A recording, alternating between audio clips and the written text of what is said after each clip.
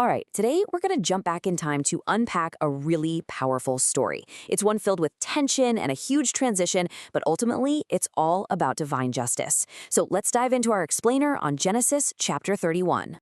I mean, have you ever felt that? Just stuck? Maybe overlooked or just completely devalued, especially when you've been in a situation for a long time?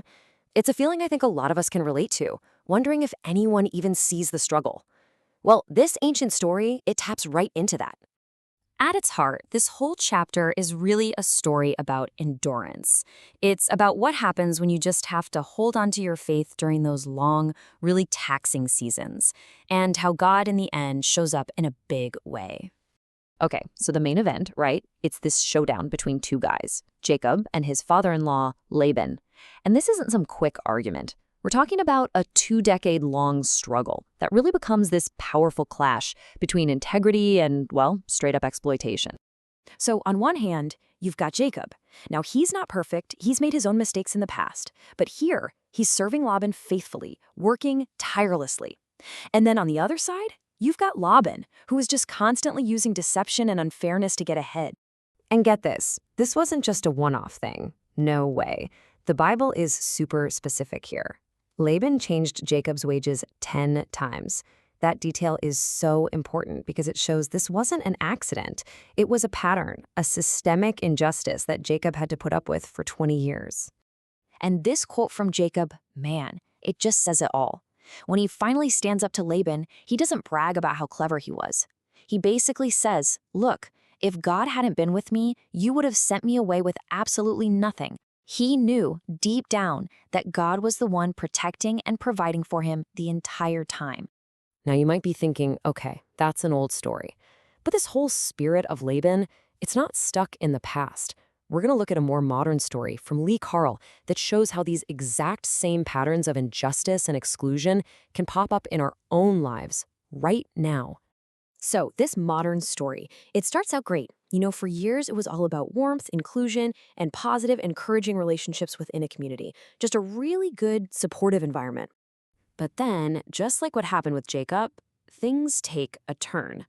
A really cold turn.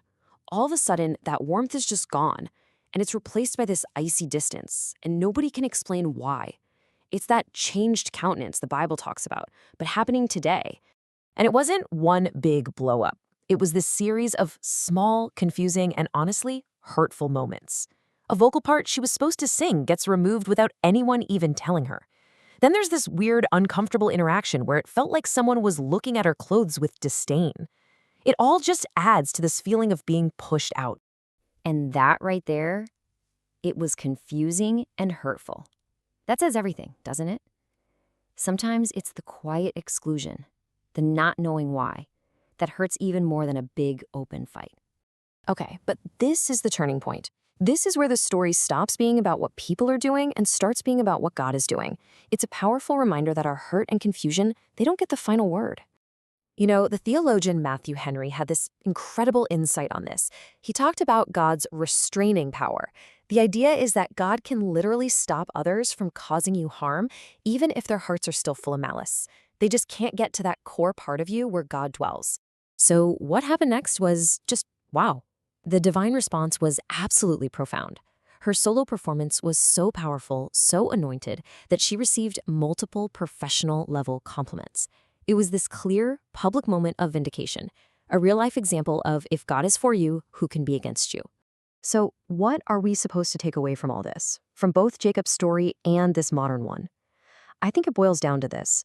Learning to let go of our need for revenge and instead fully trusting in God's perfect justice and his perfect timing. It's interesting. At the end of this whole mess, Jacob and Laban do something really specific. They build this pile of stones called Gilead. It wasn't just a marker, it was a covenant.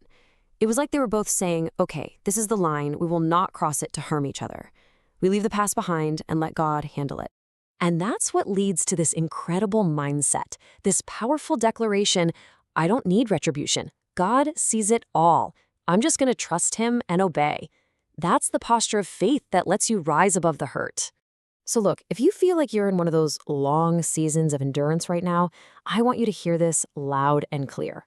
Those years are not a waste. Just like Jacob left with a ton of livestock, God is accumulating a spiritual profit for you. Wisdom, strength, blessings that's going to be revealed when the time is right. And so that really brings us to the final question for you to think about. Where in your life, what situation, what long-standing hurt, is God asking you to let go, to stop striving for your own justice, and just simply trust in His?